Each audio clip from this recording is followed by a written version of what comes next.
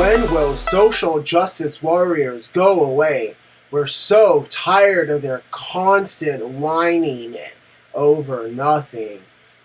To this time, they're whining about Dave Chappelle's new Netflix special. They're offended by everything. Y'all got any more of those snowflakes crying about my Netflix comedy specials? Now, where did this all start? Dave Chappelle came out with a new comedy special on Netflix called Sticks and Stones. I saw it the moment it came out. When I saw it, it was hilarious. And then I went online to see what everybody else thought. And the very first link that I saw was a Vice article. And this is the Vice article. You can definitely skip Dave Chappelle's new Netflix special, Sticks and Stones. Made me think, did I make a mistake? Did I think something that wasn't funny was actually funny? What does the media want me to think? Well, this is what they want you to think. The comedian doubles down on misogyny and transphobia in both the special and the hidden bonus scenes that follow. Really? I never really felt that. I thought he was just telling jokes. You know, jokes, things that are not serious, but they're funny. You know, you can say something in a joke that you don't actually mean, but is funny anyways. Is the left so deranged that they just don't have a sense of humor at all? It's starting to seem that way. I mean, I shouldn't even say it's starting to seem that way. It's been seeming that way for quite a while. You can't say things that are jokes without someone trying to get offended about it. It's not woke culture, it's outrage culture. Let's go on and see what else this Vice crap article says. At one point in his routine, he says he doesn't believe Michael Jackson molested young children. He continues by saying that if Jackson did, the children should have felt lucky his first time was with the King of Pop, adding, "Do you know how good it must have felt to go to school the next day after that?" Yeah, that's funny, because whether you think Michael Jackson did it or not, or whether he actually did it or not, it's called a joke. And we can joke about things. Let's keep it going. Chappelle has always been a daredevil comedian, willing to take a controversial stance or downplay a serious controversy for laughs. Yes, that's the whole point. That's the whole point of comedy, including his early 2000s skit about R. Kelly court trials on Chappelle's Show. But now he chooses to blatantly ignore the historic criticism. So this article,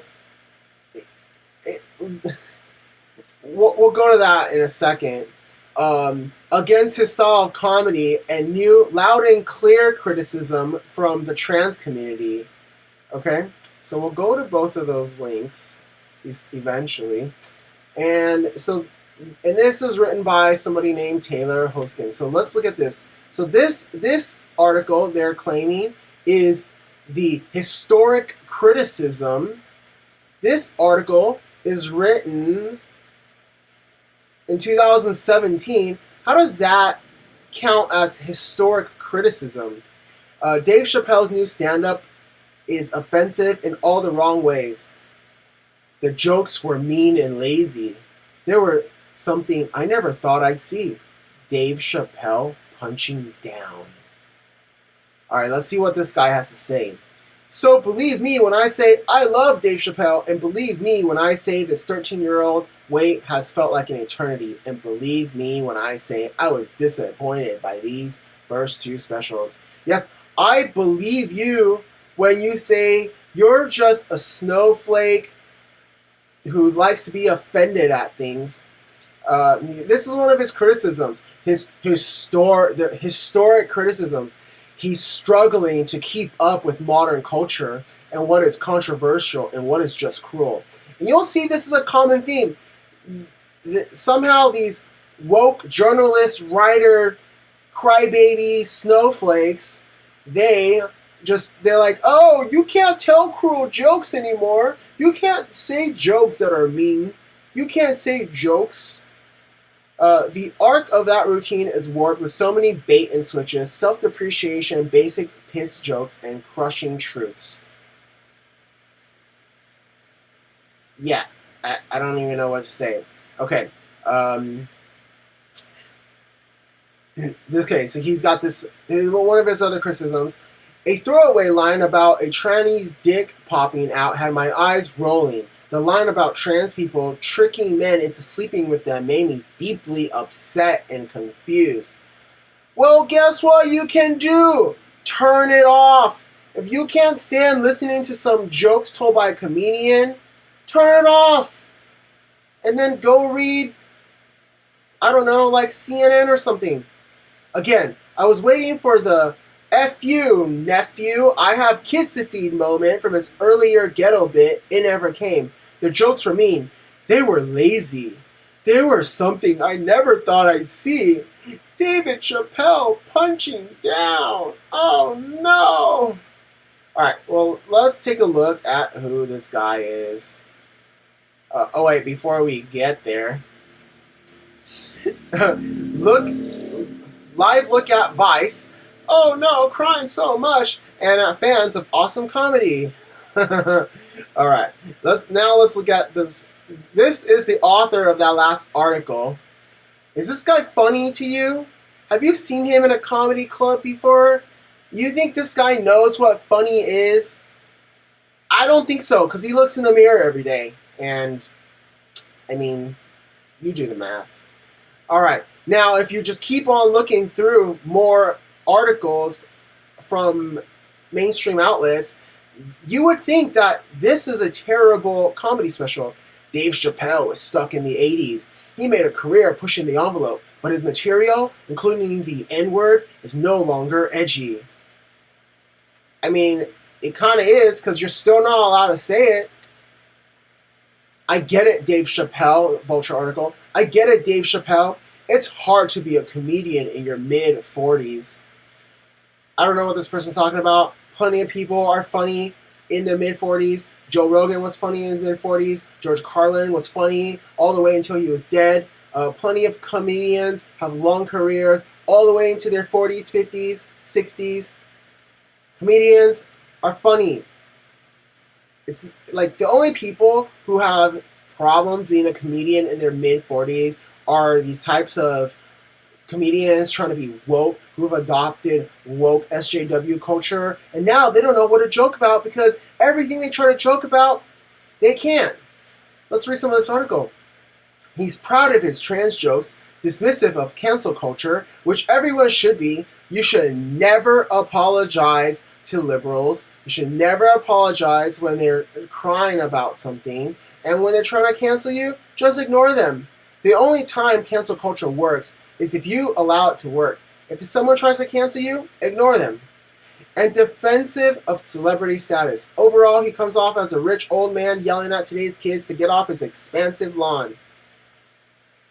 I mean, yeah, it's part of who he is now, and he's gonna joke about it. And then they go to ask, why does Chapelle seem so out of touch? I think the audience of Chapelle's special is going to disagree with that quote. Okay, let's keep it going. Salon.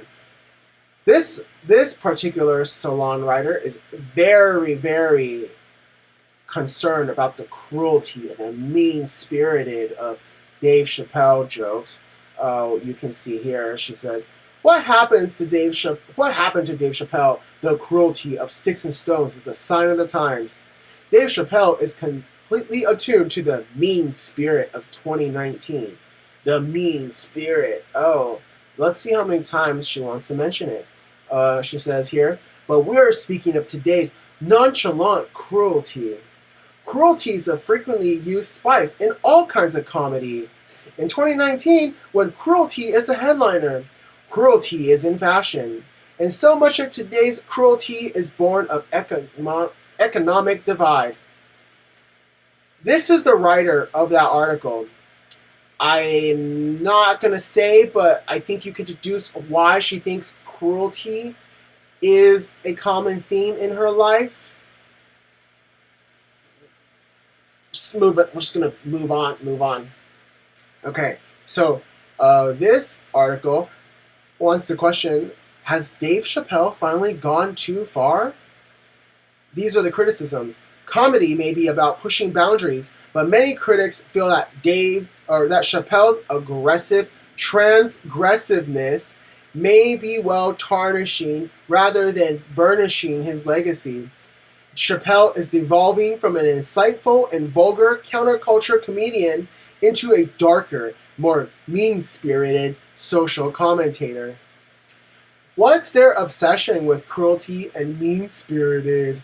And saying what he says right now against mainstream SJW culture is the counterculture. Dave Chapelle recycles tired tropes to hit trans athletes. One of stand-up's all-time innovators falls back on overplayed trans athlete stereotypes in his new Sticks and Stones special on Netflix. They're so offended. Newsweek has the headline, Dave Chappelle's Netflix special, Sticks and Stones, rated low on Rotten Tomatoes. And it is true, when it first came out, Rotten Tomatoes, out of 5 reviews, had 0% on the tomato meter from alleged professional journalists. But if you go to Rotten Tomatoes now, here is Dave Chapelle. Dave Chappelle's Sticks and Stones. 25% on the tomato meter, 99% audience score. So it's 25% out of 12 reviews, and then 99% out of 24,000 reviews. I think, or at least don't you think, that there's some sort of divide between the woke left media and their woke left, quote, journalists and what the people actually think? We have 24,000 people giving it a 99% audience score. Then you go to IMDb, 8.6 out of 10 out of 10,526 reviews. I think it's safe to say that the audience, which is normal people, like this, but the woke left media wants you to think that it was bad. So, yes, I guess Dave Chapelle is finally becoming an old white man because he's able to say and do what he wants, and he has money, or whatever the point of this meme is. Dave Chapelle sneaking in there, between unfunny woke comedy and Netflix. Oh, Dave, just sneak on in there. And Dave Chapelle on stage telling these jokes. Yes, set it on fire, burn it all down. Enough with this SJW, woke, cancel culture, outrage culture, nonsense. And that's it for today's video. Please like this video, comment on this video if you agree with me or you don't agree with me. I want your hate comments. And subscribe for future content. And that's all. Peace.